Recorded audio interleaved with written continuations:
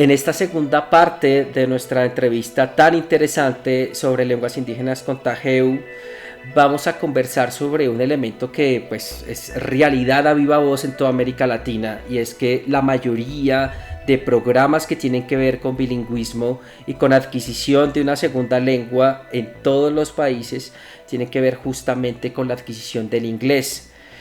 Aquí hay una serie de apuestas que tienen que ver principalmente con todo el tema de globalización y de acercarse a una lengua franca que en términos académicos y científicos está en todas partes, pero sí hay un elemento, y es que obviamente si tienes una apuesta por el bilingüismo y casi siempre esa apuesta es por el inglés, pues estamos dejando de lado la apropiación de elementos culturales de los pueblos indígenas y de las lenguas indígenas. Cuéntame un poco, Tageu, sobre el desafío que representa eso, y a partir de allí, pues, ¿qué se viene haciendo en las aulas para la enseñanza, como bien lo mencionabas en la anterior parte de nuestra entrevista, de las lenguas indígenas en las instituciones educativas, sobre todo en este preescolar y educación básica, donde creo yo que es tan incidente y tan importante en las instituciones?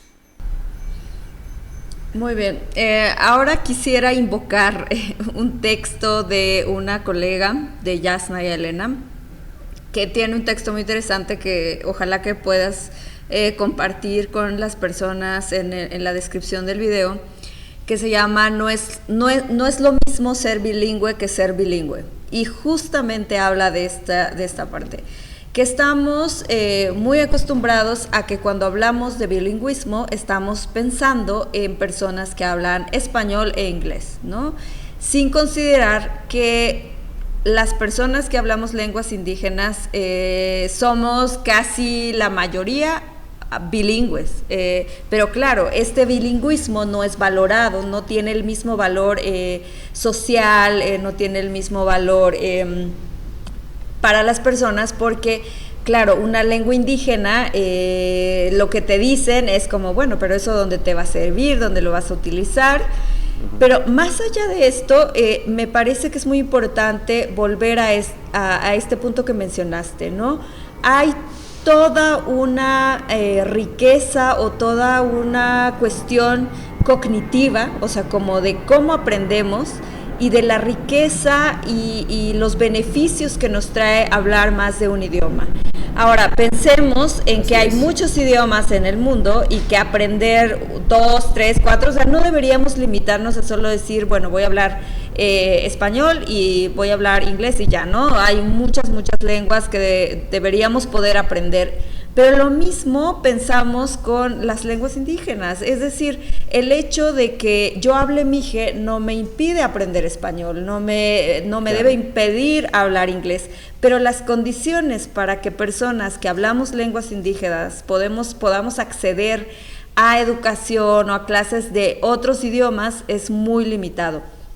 Y lo mismo, diríamos, como de personas que solo hablan español, de su acceso, de su posibilidad de aprender estos idiomas, porque primero el hecho de que estén tan desvalorizados, o sea, el hecho de que sean lenguas discriminadas, lenguas excluidas, no permiten que haya un disfrute de ambas partes, ¿no? Y por otro, pensar en que el hecho de que tú aprendas una lengua, también deberíamos empezar a fijarnos qué lenguas son.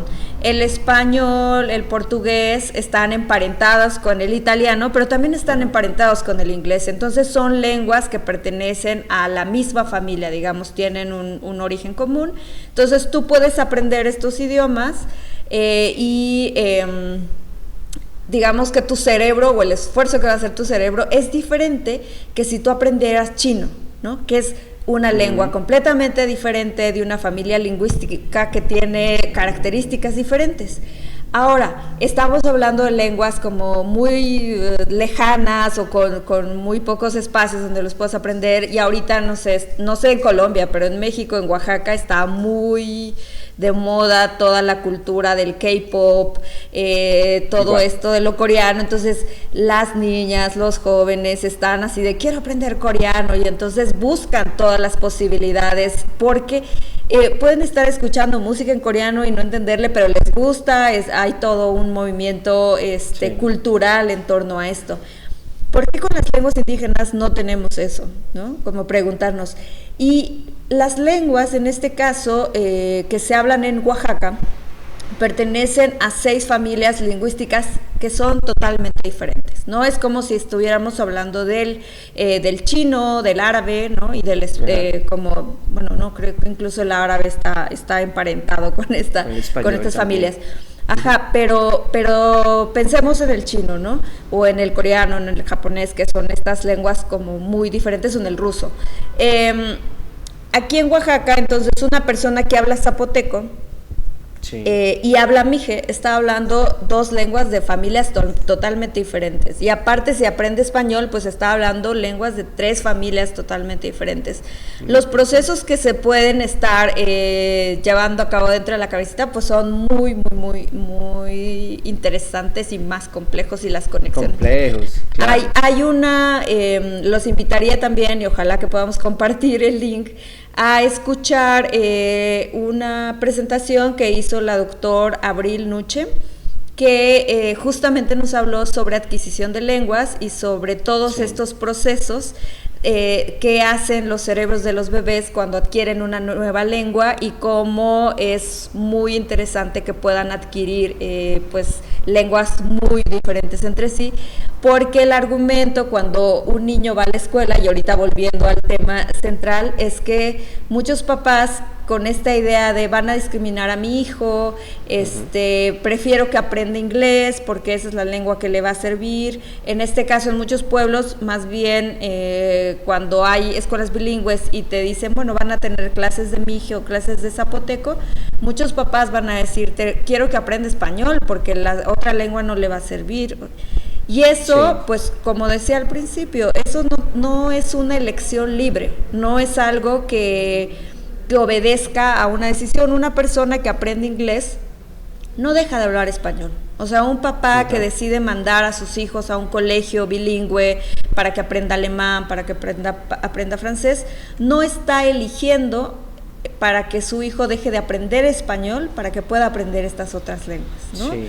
En cambio, en las comunidades o en los espacios donde se hablan lenguas indígenas, muchas veces pareciera que se está orillando a un niño a dejar de hablar esta lengua, para que aprendan español, porque está toda esta ideología lingüística también de es que hablas mal español porque hay una interferencia. Entonces, no sé, pensemos en las lenguas en Colombia o en las zonas donde se hablan lenguas indígenas, qué tipo de prejuicios lingüísticos hay sobre personas que hablan lenguas indígenas y que aprenden español. O sea, cómo nos relacionamos o cómo juzgamos o cómo nos burlamos de personas que hablan español teniendo como lengua materna otras lenguas que son diferentes del español, y cómo es nuestra reacción con personas que tienen como lengua materna francés, inglés y otras lenguas consideradas con más estatus que aprenden español. Si nos burlamos o si tenemos los mismos prejuicios que estas personas cuando estamos conviviendo con ellas. Porque al final no es que hablemos mal español, o sea, como cualquier persona que aprende otra lengua como segunda lengua, va a tener interferencias de su primera lengua. Entonces, eso es normal. Entonces, que una persona que habla una lengua indígena, que habla alguna lengua maya, alguna lengua mije, alguna lengua zapoteca, pues obviamente que si la lengua que más utiliza es esa y va a aprender español porque en la escuela le enseñaron español o para hacer trámites y empieza a tener como estas interferencias, es lo más normal de una persona bilingüe, de una persona multilingüe. Entonces, es más la asociación que se hace por los prejuicios, por los como el desconocimiento que tenemos de esta diversidad lingüística, y eso no se queda solamente en como tener una burla, sino que todo ese sistema de prejuicios y toda esa discriminación está soportada por un sistema económico que te confirma eso.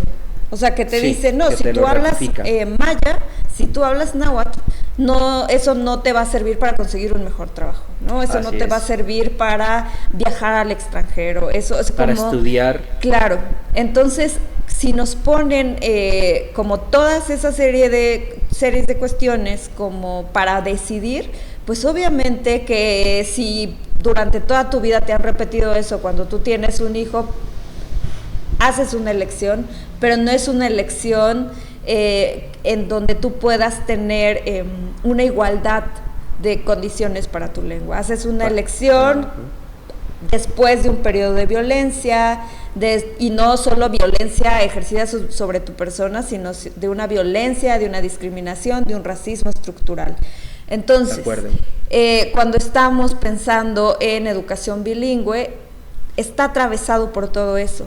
La otra parte es que existen, y yo conozco, bueno, algunas experiencias en Colombia sobre educación, sobre proyectos de educación autónomos que se han desarrollado en los mismos pueblos indígenas, y que afortunadamente, y bueno, espero conocer de cerca eso más adelante, la lengua de instrucción es la lengua indígena, y eso todavía no es generalizado. En México hay experiencias muy experimentales que no se han institucionalizado. Es como, depende más de la voluntad de un maestro, de una maestra, de un colectivo, de una organización que trabajan realmente con eso. Entonces, cuando estás hablando de una educación bilingüe, deberíamos estar hablando entonces que hay clases de historia, de biología en esas dos lenguas, no solamente una hora para aprender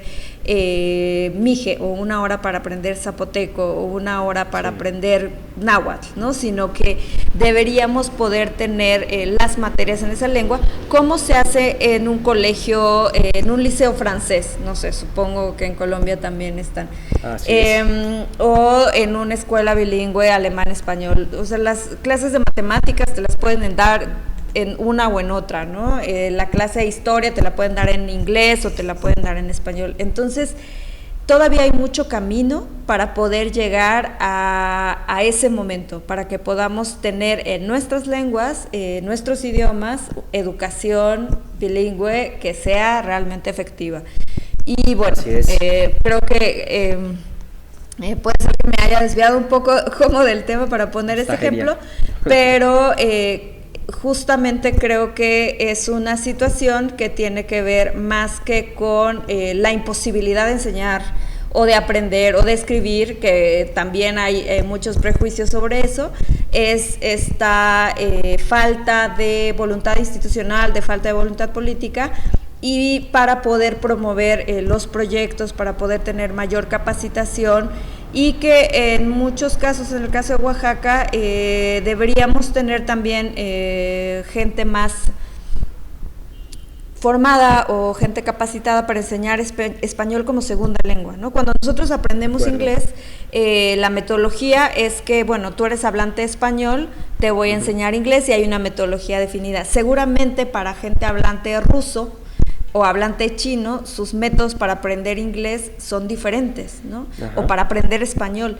Entonces necesitamos que se desarrolle toda esa herramienta, toda esa metodología en todas las lenguas para que podamos tener bilingüismo. Yo creo que los hablantes de lenguas indígenas nunca hemos dicho no queremos ser multilingües, al contrario, lo hemos practicado y lo hemos hecho desde que la historia se conoce, desde el principio. Y entonces ahorita es donde la mayoría de la gente, por lo menos en países donde se habla español, que los monolingües son los que hablan español, no los que hablan lenguas indígenas. Y desafortunadamente, y la crisis es que muchas personas de las comunidades donde todavía se hablan estas lenguas indígenas están transitando de un bilingüismo, de un multilingüismo, a un monolingüismo español. O sea, ya ni siquiera estamos hablando de personas que solo hablen la lengua indígena, sino que personas que podrían ser bilingües están siendo monolingües en español. Toda una situación que pone en riesgo justamente las lenguas indígenas. Me quedo con unas reflexiones muy bonitas de esta segunda parte de nuestra entrevista, Taheu, y es, lo primero es que tal vez estamos hablando de una educación para un mundo plurilingüe, ¿sí?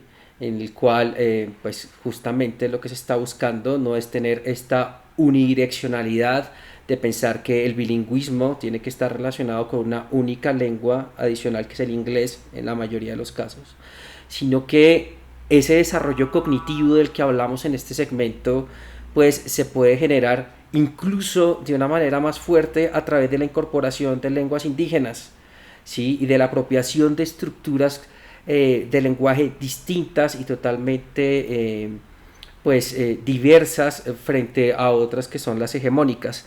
Me quedo con esa reflexión. Lo segundo es que, por ejemplo, aquí en Colombia también pues está la lengua de señas colombiana, que podría ser inclusive otra ruta para seguir fortaleciendo los elementos cognitivos, y es un elemento que nos permite pensar además en un escenario más democrático y diverso con respecto a la apropiación de lenguas indígenas en todo Colombia y pues en toda América Latina, que es una región que sin lugar a dudas tiene múltiples lenguas que están corriendo el riesgo que tú mencionas, y es el riesgo de desaparecer, y ese riesgo de que las personas que actualmente son bilingües, que tienen esta lengua indígena, además el español, pues ahora solamente las nuevas generaciones están adquiriendo el español únicamente. Así que muy interesante, Tajeu, esta intervención y esta propuesta de seguir incentivando la apropiación de lenguas indígenas como elemento de fortalecimiento cognitivo inicialmente, y también pues un elemento cultural y democrático y diverso que debe tener nuestra región.